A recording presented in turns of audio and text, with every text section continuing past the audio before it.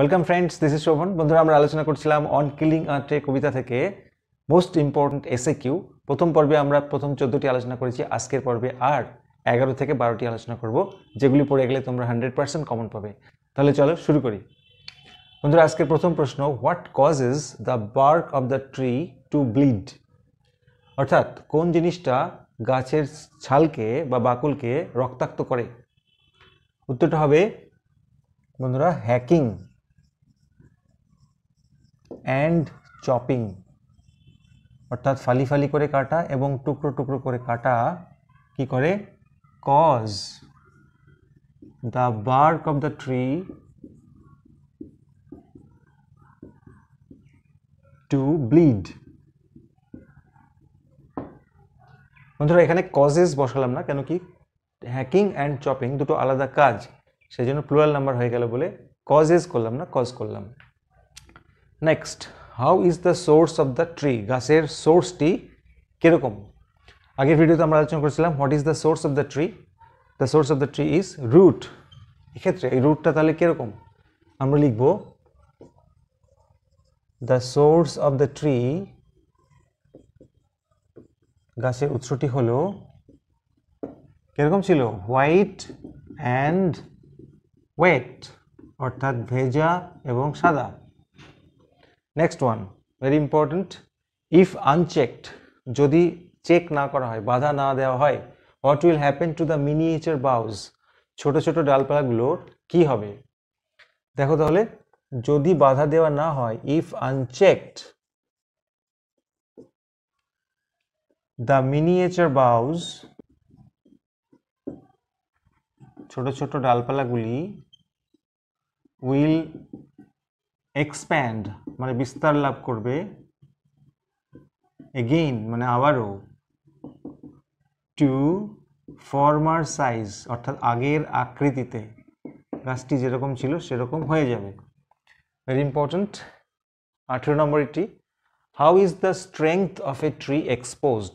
একটা গাছের শক্তিটা কিভাবে বেরিয়ে পড়ে? কিভাবে বেরিয়ে পড়ে দেখে নাও। দ্য স্ট্রেংথ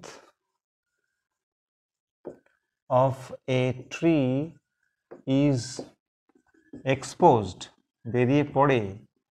কিভাবে বের করা হয়? by uprooting the tree completely, মানে পরিপূর্ণভাবে, সম্পূর্ণভাবে উপড়ে ফেলে। কোথা থেকে? from the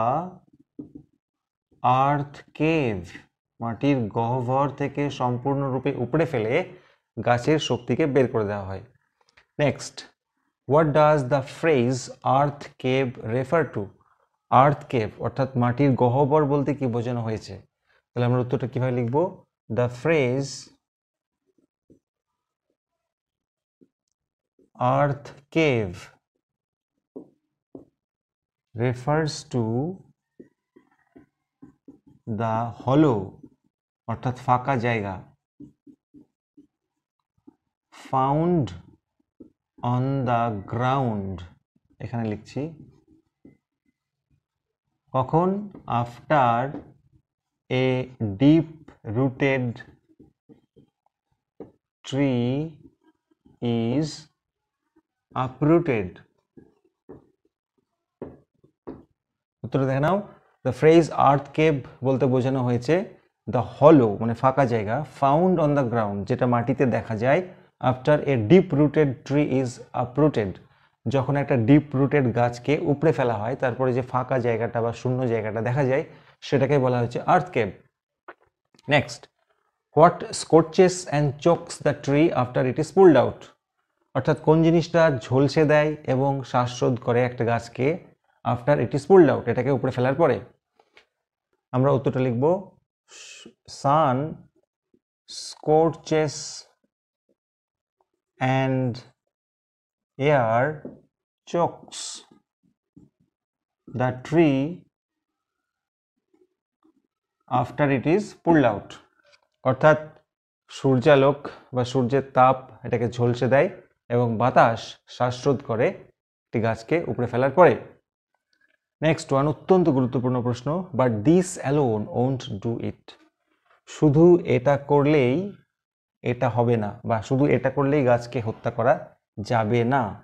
এক্ষেত্রে দুরকমভাবে প্রশ্ন আসতে পারে। What does this refer to here? শুধু এটা করলেই হবে না, এটা মানে কোনটা? বন্ধুরা, এটা হচ্ছে প্রথম প্রশ্নের উত্তর। দিস রেফার্স টু, এখানে দিস বলতে বোঝানো হয়েছে the act of hacking and chopping, অর্থাৎ ফালি ফালি করে কাটা এবং কুপিয়ে কুপিয়ে কুপিয়ে কাটার কথা বলা হয়েছে। আচ্ছা, পরের প্রশ্ন, what does it refer to here? বলেছে না এটা করলেই এটা করা যাবে না, অর্থাৎ কুপিয়ে কুপিয়ে কেটে ফেলে বা ফালি ফালি করে কেটে ফেললেই এটাকে হত্যা করা যাবে না। এখানে এটা মানে হত্যা করার কথা বলেছে। তাহলে আমরা কি লিখব? ইট রেফার্স টু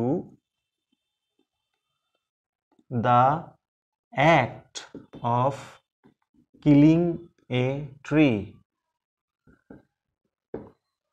এটা বলতে বোঝানো হয়েছে গাছকে কাটার কাজটিকে। দেখে নেব 22 নম্বরের উত্তরটি। স্লোলি কনজিউমিং দ্য আর্থ, ধীরে ধীরে মাটিকে খেয়ে বা আত্মসাৎ করে। তাহলে হোয়াট ডাজ দিস এক্সপ্রেশন মিন? পুরো এই কথাটার মানেটা কি? মাটিকে খেয়ে মানে কি বলতে চাইছে? তাহলে আমরা উত্তরটা লিখব, the expression means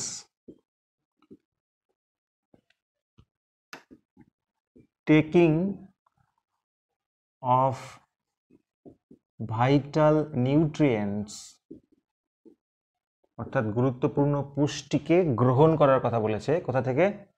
from the earth. বন্ধুরা, দেখে নেব 23 নম্বরের প্রশ্নটি, very important. Not so much pain will do it, এত যন্ত্রণা দিয়েও এটা করা যাবে না। এই এক্সপ্রেশনটার মানেটা কি? এত যন্ত্রণা দিয়েও এটা করা যাবে না। বন্ধুরা লিখে নাও, ভেরি ইম্পর্টেন্ট। তাহলে আমরা উত্তরটা লিখব, the expression means only the pain of hacking and chopping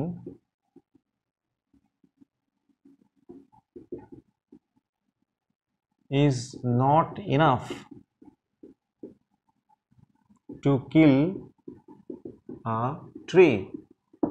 তাহলে এক্সপ্রেশনটার মানে কি দাঁড়াচ্ছে? The expression means only the pain of hacking and chopping, শুধুমাত্র কুপিয়ে কাটা বা ফালি করে কাটার যন্ত্রণা is not enough, যথেষ্ট নয়, to kill a tree, একটা গাছকে হত্যা করতে। Next, why does it take much time to kill a tree? যদি প্রশ্নটা এরকম আসে যে কেন একটি গাছকে হত্যা করতে অনেক টাইম নেয়, তাহলে কি হবে? তাহলে আমরা উত্তরটা লিখব, it takes much time to kill a tree because, কারণ, it is deep rooted, এটা মাটির গভীরে পৌঁছে গেছে, and has grown slowly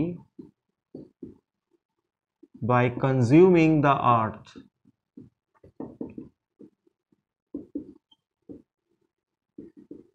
ব্যাস, লাস্ট প্রশ্ন বন্ধুরা এই চ্যাপ্টারের, how can the root be pulled out completely? একটা গাছের মূলকে কিভাবে সম্পূর্ণরূপে উপড়ে ফেলা যেতে পারে?